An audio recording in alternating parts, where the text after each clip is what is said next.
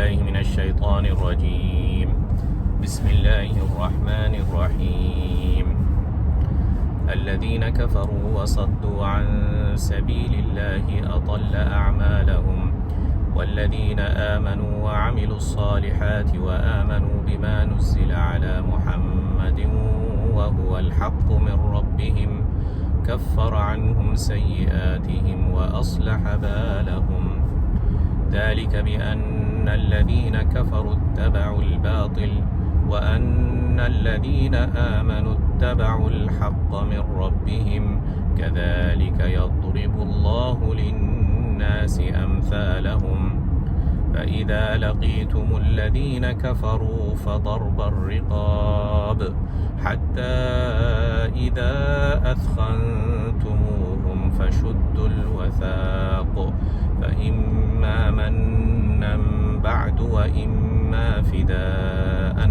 حتى تضع الحرب أوزارها ذلك ولو يشاء الله لانتصر منهم ولكن ليبلو بعضكم ببعض والذين قتلوا في سبيل الله فلن يضل أعمالهم سيهديهم ويصلح بالهم ويدخلهم الجنة عرفها لهم Bismillah, Alhamdulillah, wassalatu wassalamu ala Rasulillah. Today is 8th of November 2022 and I have recited few verses from the beginning of Surah Muhammad alayhi salatu wassalam. And this surah starts with describing the kafirin, that those who are themselves kafir, and kafir means they covered the truth, they buried the truth, they don't want to reach to the truth, they want to keep the truth buried. These are the kafir. And not only that they themselves are non-believers, they are denials of truth, they want others to also be kafir. وَصَدُّوا عَنْ سَبِيلِ اللَّهِ. So they look somebody around them who wants to expose the truth, wants to embrace the truth, wants to accept the truth, and he just goes and discourages him or prevents him, maybe even by force. These are صَدُّوا عَنْ سَبِيلِ اللَّهِ. So what would you expect from this person? You would expect that Allah punishes them.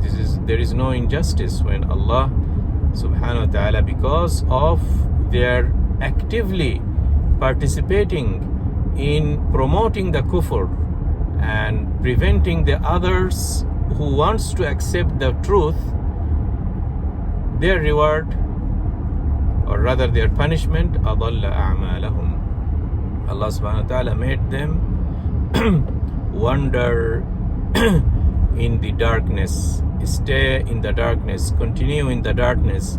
On the day of judgment they will not see any good. All their deeds will vanish. They will go astray, they will be lost, like somebody in the desert without a map, just going in circles, no progress in the life.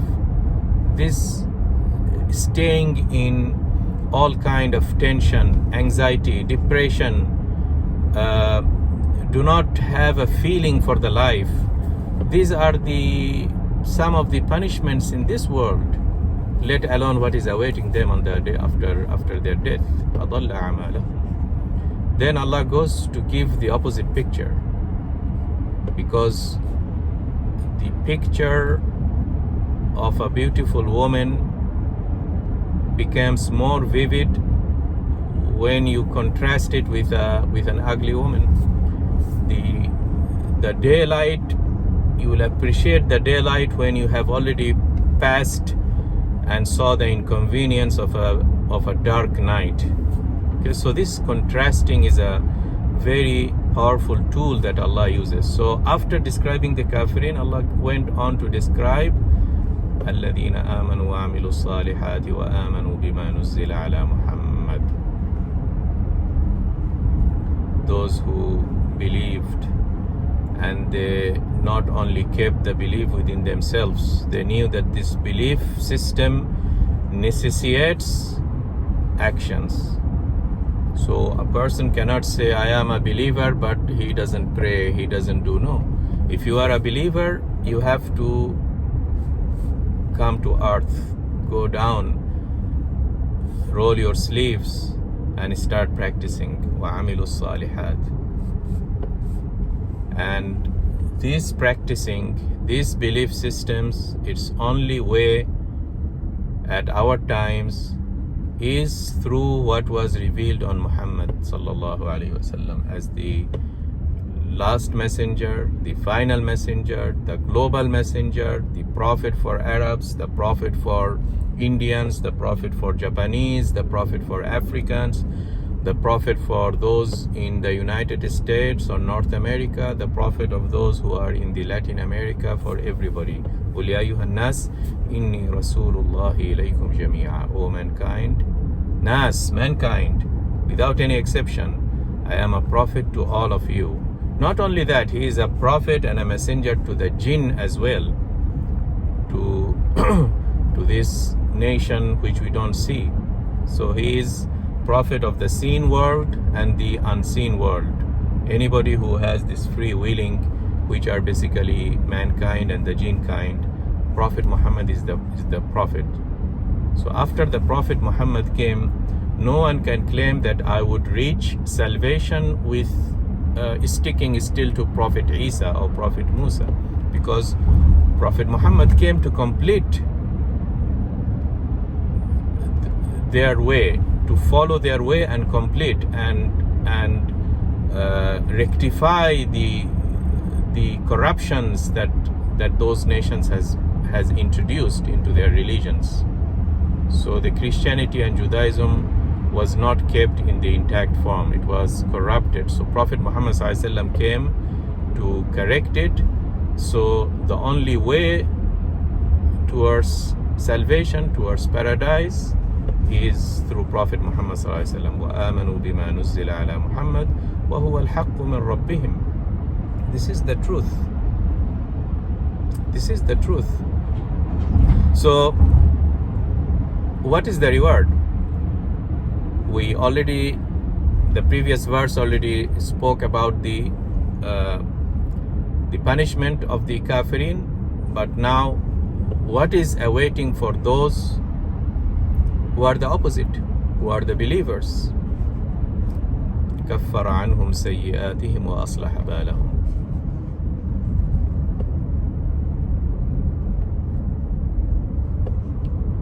Okay, first of all, Allah expiates all their sins. كَفَّرَ عَنْهُمْ سَيِّئَاتِهِمْ. This is a great gift from Allah subhanahu wa ta'ala, that nobody can say that we are free of shortcomings. No human beings is free of shortcomings. Okay, so this is one of the greatest burden on us as human beings, is the accumulation of sins. So how would you wipe out your shortcomings and sins? What is the way that a person can wipe out these sins? Allah subhanahu wa ta'ala is saying that those who adhere to Islam through the Prophet Muhammad sallallahu alaihi wasallam, Allah subhanahu wa ta'ala has expiated their sins, so that no tension, no anxiety about the past. All your past sins has been wiped out because of these good deeds. كَفَّرَ عَنْهُمْ سَيِّئَاتِهِمْ. And أَصْلَحَ بَالَهُمْ. That is also amazing. أَصْلَحَ بَالَهُمْ means Allah made them lead a life that is free of any tension, anxiety that we as human beings face day and night.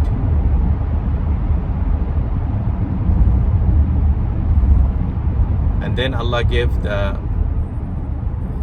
emphasize, Allah mentioned that what was the cause of that. ذلك بأن الذين كفروا اتبعوا الباطل وأن الذين آمنوا اتبعوا الحق من ربهم كذلك يضرب الله للناس أمثالهم. So this reward or punishment that this both groups get in this world, it is coming because what they deserve. So Allah subhanahu wa ta'ala didn't randomly choose this group and said, okay, I will condemn you, and this group, and Allah said that I will reward you. No. It is tied with the actions. That's very important. اتبعوا الحق and اتبعوا الباطل.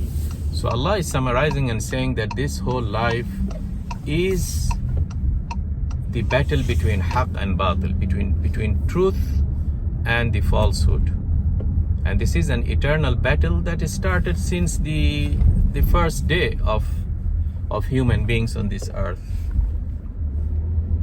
And then it became very much evident since the first Rasul, Nuh alayhi salam, that there is a haqq and there is a batil, and there is this eternal clash between these things.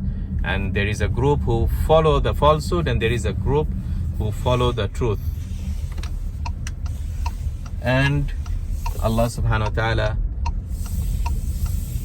supports the one who is following the truth, and Allah subhanahu wa ta'ala condemns the one who follows the falsehood.